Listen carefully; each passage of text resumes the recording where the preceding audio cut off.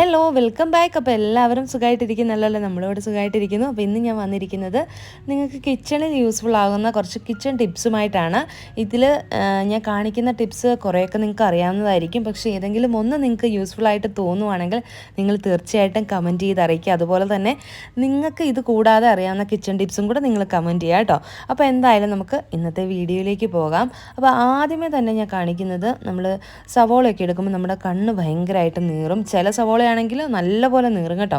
അപ്പോൾ അങ്ങനെയുള്ളപ്പം ഇത് നീറാതിരിക്കാൻ വേണ്ടിയിട്ട് ഈ സവോളയൊക്കെ ക്ലീൻ ചെയ്ത് നന്നായിട്ട് വാഷ് ചെയ്തതിന് ശേഷം ഒരു സിപ്ലോ കവറിലോ അല്ലെങ്കിൽ എയർ ടൈറ്റ് ആയിട്ടുള്ള ഒരു കണ്ടെയ്നറിലോ ഇട്ടിട്ട് ഒന്നെങ്കിൽ നിങ്ങൾക്ക് ഫ്രീസറിൽ വെക്കാം, അല്ലാന്നുണ്ടെങ്കിൽ ഫ്രിഡ്ജിൽ വെക്കാം. ഫ്രീസറിൽ വെക്കുവാണെങ്കിൽ എളുപ്പം എടുക്കണം കേട്ടോ. എന്നിട്ട് ഇതിങ്ങനെ കട്ട് ചെയ്ത് എടുക്കുകയാണെന്നുണ്ടെങ്കിൽ നമ്മുടെ കണ്ണ് ഒട്ടും നീറത്തില്ല. ഫ്രിഡ്ജ് വെക്കുവാണെങ്കിലും കുറഞ്ഞൊരു 15 മിനിറ്റ് 20 മിനിറ്റെങ്കിലും നിങ്ങൾ വെക്കാനായിട്ട് ശ്രദ്ധിക്കണം. അരമണിക്കൂറൊക്കെ വെക്കുകയാണെങ്കിലും കുഴപ്പമൊന്നുമില്ല. എന്നിട്ട് നമുക്കിങ്ങനെ കട്ട് ചെയ്തെടുക്കുമ്പോഴത്തേക്കും നമ്മുടെ കണ്ണൊട്ടും നീർത്തില്ല കേട്ടോ. ഞാൻ എപ്പോഴും ചെയ്യുന്ന കാര്യമാണ്, എനിക്ക് എക്സ്പീരിയൻസ് ഉള്ളതാണ്. ഞാൻ ഇങ്ങനെയാണ് കൂടുതലും സവോള എല്ലാം കട്ട് ചെയ്യാറ് കേട്ടോ. കാരണം ഒരുപാടൊക്കെ നമുക്ക് ഒന്നിച്ചെടുക്കുമ്പോഴത്തേക്കും നമ്മുടെ കണ്ണ് നീറാതിരിക്കാൻ ഒരുപാട് ഹെൽപ്പ് ചെയ്യും. അപ്പോൾ എന്തായാലും നിങ്ങൾ ട്രൈ ചെയ്ത് നോക്കുക. അടുത്ത ഈ ഒരു ടിപ്പ് നിങ്ങൾക്ക് എല്ലാവർക്കും അറിയാവുന്നതായിരിക്കും, എന്നാലും അറിയത്തില്ലാത്തവർക്ക് വേണ്ടിയിട്ട് കാണിക്കുകയാണ്. പാല് തിളപ്പിക്കുന്ന സമയത്ത് അത് തിളച്ച് ചാടി പോവാതിരിക്കാനായിട്ട് അതിലേക്ക് ഒരു സ്പൂണോ അല്ലെങ്കിൽ തവിയോ എന്തെങ്കിലും ഇട്ട് വെച്ചിട്ട് ഇങ്ങനെ തിളപ്പിക്കുവാണ് ുണ്ടെങ്കിൽ ആ പാല് തിളച്ച് ചാടിപ്പോകത്തില്ല കേട്ടോ. അപ്പോൾ ഇനി പാല് തിളപ്പിക്കുമ്പോൾ നിങ്ങൾ ഇങ്ങനെയൊന്ന് ട്രൈ ചെയ്ത് നോക്കുക. അടുത്തതെന്ന് പറഞ്ഞു കഴിഞ്ഞാൽ, നമ്മൾ പാലക്കൊക്കെ തോരൻ, ഇലയൊക്കെ തോരൻ വെക്കുന്ന സമയത്ത് നന്നായിട്ട് ഇങ്ങനെ കുഴഞ്ഞു പോകാറുണ്ട്. മിക്കവരും ചെയ്യുമ്പം തോരൻ നല്ല വിട്ട് കിടക്കാതെ കുഴഞ്ഞു പോകുന്ന ഒരവസ്ഥ ഉണ്ടാകാറുണ്ട്. അപ്പോൾ ഈ പാലക്ക് തോരൻ വെക്കുന്ന സമയത്ത് നമ്മൾ ഫസ്റ്റിലെ തന്നെ ആ ഇല കട്ട് ചെയ്ത് വെച്ചിരിക്കുന്നത് നമ്മൾ എണ്ണയ്ക്കകത്തോട്ട് ഇട്ടിട്ട് ഹൈ ഫ്ലെയിമിൽ ഇട്ട് കൊടുക്കണം കേട്ടോ. ഹൈ ഫ്ലെയിമിൽ ഇട്ടിട്ട് ഇങ്ങനെ ഒന്ന് ഇടയ്ക്ക് മിക്സ് ചെയ്ത് കൊടുക്കുക. അതിലെ ജലാംശം എല്ലാം ഇങ്ങനെ വന്നിട്ട് അത് വറ്റിപ്പോവും കേട്ടോ. അത് നന്നായിട്ട് ഡ്രൈ ആകുന്നിടം വരെ നമ്മൾ ഹൈ ഫ്ലെയിമിൽ ഇട്ടിട്ട് ഇടയ്ക്കിടയ്ക്ക് ഇളക്കി കൊടുക്കുക. ഡ്രൈ ആയതിന് ശേഷം മാത്രം അതിലേക്ക് അരപ്പ് ചേർക്കുക. നമ്മൾ തേങ്ങയൊക്കെ ചതച്ച് വെച്ചിട്ടുണ്ടാവുമല്ലോ, അത് അതിലേക്ക് ചേർത്തിട്ട് നന്നായിട്ട് മിക്സ് ചെയ്യുക. പിന്നെ ഇലയൊക്കെ വേവിക്കുമ്പോൾ നമ്മൾ ശ്രദ്ധിക്കേണ്ടതാണ്, ഉപ്പ് പെട്ടെന്ന് ഇതിലേക്ക് കൂടാനായിട്ടുള്ള ചാൻസ് ഉണ്ട്. അതുകൊണ്ട് ഇത് ഇലയൊക്കെ വെന്തതിന് ശേഷം മാത്രം, ആ വെള്ളമൊക്കെ വറ്റിയതിന് ശേഷം മാത്രം ഞാൻ അതിലേക്ക് ഉപ്പിട്ട് കൊടുക്കാറുള്ളൂ. അപ്പോൾ നമുക്ക് പാകത്തിന് ഉപ്പ് മനസ്സിലാകും. എന്നിട്ട് മൂടി വെച്ചിട്ട് വേവിക്കുക. ഇങ്ങനെയാണെന്നുണ്ടെങ്കിൽ നമ്മുടെ പാലക്ക് തോരൻ ഒട്ടും കുഴഞ്ഞു പോകാതെ നല്ല വിട്ട് കിടക്കുന്ന ആ ഒരു രീതിക്ക് നമുക്ക് പാലക്ക് തോരൻ ഉണ്ടാക്കിയെടുക്കാനായിട്ട് പറ്റും. അപ്പോൾ ഇനി ഇലത്തോരനൊക്കെ ഉണ്ടാക്കുന്ന സമയത്ത് എല്ലാവരും ഇങ്ങനെ ഒന്ന് ട്രൈ ചെയ്ത് നോക്കുക കേട്ടോ. ഒട്ടും കുഴഞ്ഞു പോകത്തില്ല. അപ്പോൾ ഇങ്ങനെയാണ് നമ്മൾ പാലക്ക് തോരൻ വെക്കുന്നത്. ഇനി അടുത്തതെന്ന് പറഞ്ഞാൽ, മുട്ടയൊക്കെ പുഴുങ്ങി കഴിഞ്ഞിട്ട് അതിൻ്റെ തോട് പൊളിക്കുമ്പോഴത്തേക്കും തോടെല്ലാം ആ ഒരു മുട്ടയുടെ കൂടത്തിൽ തന്നെ പോകുന്ന ഒരവസ്ഥ ഉണ്ടാവാറുണ്ട് ചിലർക്ക്. അപ്പോൾ അങ്ങനെ ഉണ്ടാവാതിരിക്കാനായിട്ട് മുട്ട പുഴുങ്ങിയതിന് ശേഷം അത് ഫ്രിഡ്ജിൽ നിന്ന് എടുക്കുന്ന തണുത്ത വെള്ളം ഒഴിച്ച് ഒരു 2-3 മിനിറ്റ് വെച്ചിട്ട് അതിന് ശേഷം നമ്മൾ ഈ ഒരു മുട്ട തോട് പൊളിക്കാനായിട്ട് നോക്കുകയാണെന്നുണ്ടെങ്കിൽ നമുക്ക് ഈസി ആയിട്ട് പൊളിച്ചെടുക്കാനായിട്ട് പറ്റും. അപ്പോൾ ഞാൻ ഇങ്ങനെയാണ് മുട്ട പൊളിക്കുന്നത്. ജസ്റ്റ് ഒന്ന് ടൈലിൽ ഇങ്ങനെ ഒന്ന് തട്ടി കൊടുക്കും. എന്നിട്ട് കൈ വെച്ചിട്ട് ഇങ്ങനെ ഒന്ന് നമ്മളിങ്ങനെ ഒന്ന് തിരുമ്മി പതുക്കെ, ഒത്തിരി ബലം കൊടുക്കാതെ നമ്മളൊന്ന് ഇങ്ങനെ തിരുമ്മി കൊടുക്കുകയാണെങ്കിൽ എളുപ്പം ഇങ്ങനെ പൊളിഞ്ഞ് കിട്ടും കേട്ടോ മുട്ടയുടെ തോട്. കണ്ടില്ലേ? ഇപ്പം നമുക്ക് ഈസി ആയിട്ട് മുട്ട പൊളിച്ചെടുക്കാനായിട്ട് പറ്റും. അപ്പോൾ അങ്ങനെ മുട്ട പൊളിക്കാനായിട്ട് ബുദ്ധിമുട്ടുന്നവരുണ്ടെങ്കിൽ ഇങ്ങനെ എന്തായാലും ഒന്ന് ട്രൈ ചെയ്ത് നോക്കുക കേട്ടോ. അടുത്ത ടിപ്പ് വളരെ യൂസ്ഫുൾ ആയിട്ടുള്ളൊരു ടിപ്പാണ്. നമ്മൾ പഴമൊക്കെ മേടിക്കുന്ന സമയത്ത്, മേടിക്കുന്ന കറക്റ്റ് പഴുപ്പാണെങ്കിലും പിറ്റേ ദിവസം ആകുമ്പോഴത്തേക്കും അത് ഓവറായിട്ട് പഴുത്ത് പോകുന്ന പോലെ നമുക്ക് തോന്നും. പ്രത്യേകിച്ച് റോബസ്റ്റ പഴമൊക്കെ ആണെങ്കിൽ പിറ്റേന്ന് ആകുമ്പോഴത്തേക്കും തൊലിയൊക്കെ കറുത്ത് പെട്ടെന്ന് അത് ചീത്തയായി പോകും. റോബസ്റ്റ മാത്രമല്ല, നേന്ത്രപ്പഴമാണെങ്കിലും ഏത് പഴമാണെങ്കിലും നിങ്ങൾക്ക് ഇതേ ടിപ്പ് യൂസ് ചെയ്യാവുന്നതാണ്. എന്തായാലും പഴം പഴുത്ത് പോകാതിരിക്കാനായിട്ട് വളരെ ഹെൽപ്ഫുള്ളാണ്. അപ്പോൾ അതിന് വേണ്ടിയിട്ട് പഴം നമ്മൾ മേടിച്ചിട്ട് വേണമെന്നുണ്ടെങ്കിൽ ഓരോന്നായിട്ട് അടർത്തി എടുത്തിട്ട് നമുക്ക് ഇതേപോലെ ചെയ്യാം. അതല്ലാന്നുണ്ടെങ്കിൽ ഒന്നിച്ച് ഈ ഒരു പഴം, ഇതിപ്പോൾ 4 പഴമുണ്ട്, ആ പഴം ഒന്നിച്ച് നമുക്ക് ഇതിങ്ങനെ ചെയ്ത് വെക്കാം. നിങ്ങളുടെ കയ്യിൽ ക്ലിംഗ് റാപ്പ് ഉണ്ടെങ്കിൽ ആ ഒരു ക്ലിംഗ് റാപ്പ് വെച്ചിട്ട് ഇതിങ്ങനെ ഒന്ന്, അതിൻ്റെ ആ ഒരു തണ്ടുണ്ടല്ലോ പഴത്തിൻ്റെ, ആ തണ്ട് വേണം നമ്മളിങ്ങനെ കവർ ചെയ്യാനായിട്ട്. അതല്ലാന്നുണ്ടെങ്കിൽ പ്ലാസ്റ്റിക്, നിങ്ങൾ വീട്ടിൽ സാധനങ്ങൾ മേടിക്കുന്നതിൻ്റെ പ്ലാസ്റ്റിക് ഉണ്ടെങ്കിൽ ആ പ്ലാസ്റ്റിക് വെച്ചിട്ട് ഇതിങ്ങനെ ഒന്ന് കവർ ചെയ്ത് വെക്കാം. അതല്ലാന്നുണ്ടെങ്കിൽ ഫോയിൽ പേപ്പർ വെച്ചിട്ടാണെങ്കിൽ നിങ്ങൾക്ക് ഇതിങ്ങനെ കവർ ചെയ്ത് വെക്കാം കേട്ടോ. അപ്പോൾ അതിൻ്റെ ആ ഒരു തണ്ട് നമ്മളിങ്ങനെ കവർ ചെയ്ത് വെക്കുകയാണെന്നുണ്ടെങ്കിൽ ഇത് പെട്ടെന്ന് ഓവറായിട്ട് പഴുത്ത് പോകാതെ ഇതേ രീതിയിൽ നമുക്ക് കുറച്ച് ദിവസം അത് കീപ്പ് ചെയ്യാനായിട്ട് പറ്റും. അപ്പോൾ എന്തായാലും നിങ്ങൾ ട്രൈ ചെയ്ത് നോക്കുക. ഇനി അടുത്ത ടിപ്പ് വെളുത്തുള്ളി പൊളിക്കുക എന്നുള്ളതാണ്. അപ്പോൾ വെളുത്തുള്ളി പൊളിക്കാനായിട്ട് ഒരുപാട് ടൈം നമുക്ക് വേണ്ടി വരാറുണ്ടല്ലേ. അപ്പോൾ അതിന് എളുപ്പ വഴി ഞാൻ കാണിച്ചു തരാം. ഇതിന് മുന്നേ ഞാൻ വെളുത്തുള്ളി പൊളിക്കുന്ന എളുപ്പ വഴി 1-2 നിങ്ങൾക്ക് വേണ്ടിയിട്ട് ഷെയർ ചെയ്തിട്ടുണ്ടായിരുന്നു.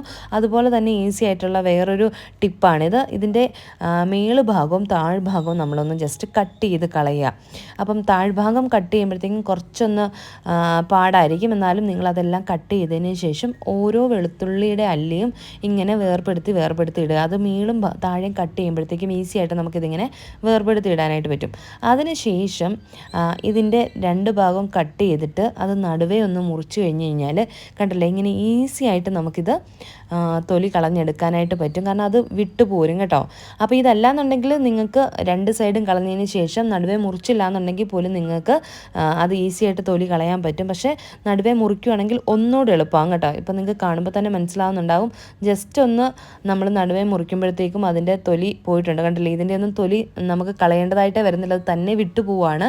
അപ്പോൾ എന്തായാലും വെളുത്തുള്ളിയൊക്കെ പുളിക്കാനായിട്ട് കുറേ സമയം വേണ്ടി വരുന്നവർ ഇങ്ങനെയൊന്ന് ട്രൈ ചെയ്ത് നോക്കുക. നിങ്ങൾക്ക് തീർച്ചയായിട്ടും ഉപകാരപ്പെടും കേട്ടോ. അടുത്ത ഒരു ടിപ്പെന്ന് പറഞ്ഞാൽ ഞാൻ കിച്ചൺ ക്ലീൻ ചെയ്യാനായിട്ട് ഉപയോഗിക്കുന്ന മൈക്രോ ഫൈബർ ക്ലോത്താണ് കേട്ടോ.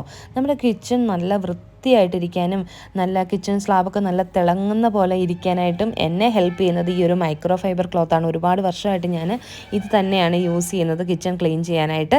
അപ്പോൾ ഇതാ മൈക്രോ ഫൈബർ ക്ലോത്ത് ഇതാണ് കേട്ടോ. അറിയാൻ പാടില്ലാത്തവർക്ക് വേണ്ടിയിട്ട് ഞാൻ ജസ്റ്റ് ഒന്ന് കാണിച്ചതേ ഉള്ളൂ. ഇനിയിപ്പം ഞാൻ കിച്ചൺ ടൈലൊന്ന്, അതായത് കിച്ചൺ സ്ലാബ് ഒന്ന് ക്ലീൻ ചെയ്യുന്നത് കാണിക്കാം. കുറച്ച് വെള്ളം ഞാൻ അവിടെ ഒഴിച്ചിട്ടുണ്ട്.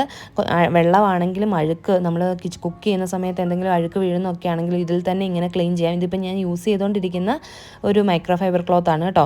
അത് വെച്ചിട്ട് ജസ്റ്റ് ഇങ്ങനെയൊന്ന് തുടയ്ക്കുമ്പോഴത്തേക്കും അത് ആ ഒരു വെള്ളവും അതിൽ ആ അഴുക്കൊക്കെ കൂടെ അതിലേക്ക് പറ്റി പിടിച്ചിട്ട് അത് പെട്ടെന്ന് അത് അബ്സോർബ് ചെയ്യും. അപ്പോൾ നമ്മുടെ കിച്ചൺ സ്ലാബൊക്കെ നല്ല നീറ്റായിട്ട് വരും.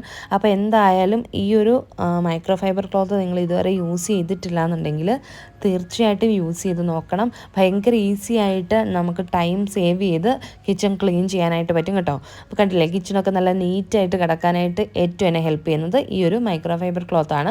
ഇനി അടുത്തതെന്ന് പറഞ്ഞു കഴിഞ്ഞാൽ നമ്മൾ കിച്ചണിലൊക്കെ യൂസ് ചെയ്യുന്ന ടവൽസ് ഉണ്ടാകും. ആ ഒരു ടവൽസ് എങ്ങനെ ഫോൾഡ് ചെയ്ത് വെക്കാമെന്നാണ് ഞാൻ ഈ കാണിക്കുന്ന അതേ രീതിയിൽ നിങ്ങൾ ട്രൈ ചെയ്ത് കഴിഞ്ഞാൽ നമുക്ക് ഈസി ആയിട്ട് ഇത് ഫോൾഡ് ചെയ്യാൻ പറ്റും. ആദ്യമേ തന്നെ നമ്മൾ അതിൻ്റെ ഫ്രണ്ടിൽ നിന്ന് അടിയിലോട്ട് മടക്കിയിട്ട് പിന്നെ 2 സൈഡും മടക്കി അതൊന്ന് റോൾ ചെയ്തെടുത്തിട്ട് ലാസ്റ്റ് വരുമ്പോഴത്തേക്കും ആദ്യം മടക്കി അവിടെ വെച്ചിട്ട് നമ്മളൊന്ന് കവർ ചെയ്തെടുക്കുക.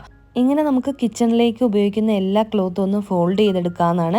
ഇങ്ങനെ ചെയ്യുമ്പോഴത്തേക്കും നമുക്ക് ഒരുപാട് സ്ഥലം വേണ്ടി വരില്ല ഇതൊക്കെ ഒന്ന് കീപ്പ് ചെയ്യാനായിട്ട്. അതുപോലെ തന്നെ ഓരോന്നോരോന്ന് എടുത്ത് ഉപയോഗിക്കാനായിട്ടും ഭയങ്കര ഈസി ആയിരിക്കും. അപ്പോൾ ഇതിങ്ങനെ ഒതുക്കി വെക്കുകയാണെന്നുണ്ടെങ്കിൽ കാണാനും നല്ല ഭംഗിയാണ്. നമുക്ക് ഓരോന്നെടുത്ത് യൂസ് ചെയ്യാൻ എളുപ്പമാണ്, ഒരുപാട് സ്ഥലവും വേണ്ടി വരില്ല. അപ്പോൾ എന്തായാലും നിങ്ങൾ നിങ്ങളുടെ കിച്ചണിൽ ഉപയോഗിക്കുന്ന ക്ലോത്തൊക്കെ ഇങ്ങനെ ഒന്ന് മടക്കി ട്രൈ ചെയ്ത് നോക്കുക കേട്ടോ. ഇനിയിപ്പോൾ ഇന്നത്തെ കിച്ചൺ ടിപ്സിൽ അവസാനത്തെ ടിപ്പ് കാണാം. അപ്പോൾ അതിനായിട്ട് ഞാനൊരു ആപ്പിള് ഉപ്പുവെള്ളത്തിലൊക്കെ ഇട്ട് എടുത്തിട്ടുണ്ട്. അപ്പോൾ അത് ഇനിയിപ്പോൾ അതിൻ്റെ തൊലിയൊക്കെ ഒന്ന് കളഞ്ഞ് ക്ലീൻ ചെയ്ത് കട്ട് ചെയ്തെടുക്കണം. അപ്പോൾ ഈ ആപ്പിള്, പൊട്ടറ്റോ, അതുപോലെ വഴുതനങ്ങ, പച്ചക്കായ ഇതൊക്കെ കട്ട് ചെയ്ത് കുറച്ച് സമയം കഴിയുമ്പോഴത്തേക്കും അതിൻ്റെ കളറൊക്കെ ഒന്ന് ചേഞ്ച് ആവുന്നത് നമുക്ക് കാണാനായിട്ട് സാധിക്കും. അപ്പോൾ അങ്ങനെ കളർ ചേഞ്ച് ഇല്ലാതെ നല്ല ഫ്രഷ്നെസ് ഇതേപോലെ തന്നെ കീപ്പ് ചെയ്യാനായിട്ട് നമുക്ക് ചെയ്യാൻ പറ്റുന്നൊരു ടിപ്പാണ് ഇപ്പോൾ പറയാനായിട്ട് പോകുന്നത്. അപ്പോൾ ഞാൻ ആപ്പിളൊക്കെ കട്ട് ചെയ്ത് അതിൻ്റെ തോലൊക്കെ കളഞ്ഞ് നല്ല ക്ലീൻ ആക്കി വെച്ചിട്ടുണ്ട് കേട്ടോ.